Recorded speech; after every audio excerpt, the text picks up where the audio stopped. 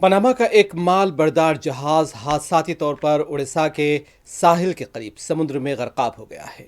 Rescue operation جاری ہے۔ 24 میں سے 2 افراد کا ریسکیو کیا گیا ہے۔ بتایا جا رہا ہے کہ یہ کوسٹ گارڈ ریسکیو آپریشن میں مصروف ہیں۔ پاناما کا یہ جہاز ہے اور جو اطلاع سامنے آ رہی ہے، ریسکیو آپریشن ہنوز جاری ہے۔ اور جو تفصیلات کے ہیں اس کے مطابق پاناما سے تعلق رکھنے والا ایک مال بردار جہاز حادثاتی طور پر اڑیسہ کے ساحل کے قریب سمندر میں ڈوب گیا۔ یہ حادثہ ساحل سے تقریباً 240 ناٹیکل میل دور پیش آیا ہے۔ تقریباً 1700 ٹن لوہے کی دھات سے لدا ہوا جہاز ایم وی اوشین ونر رات تقریباً 10:30 بجے پرادیپ سے سنگاپور کے لیے روانہ ہوا تھا۔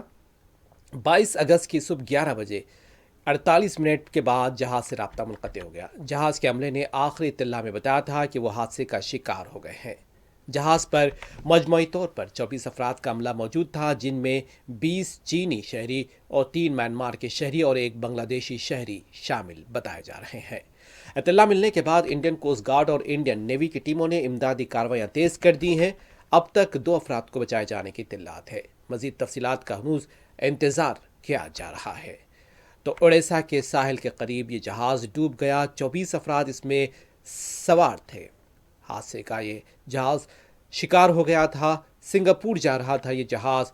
بتایا جا رہا ہے کہ 2 افراد کو انڈین کوسٹ گارڈ نے ریسکیو کیا ہے۔ باقی کا ریسکیو آپریشن جاری ہے اور اس سلسلے میں مزید تفصیلات کا بھی انتظار کیا جا رہا ہے۔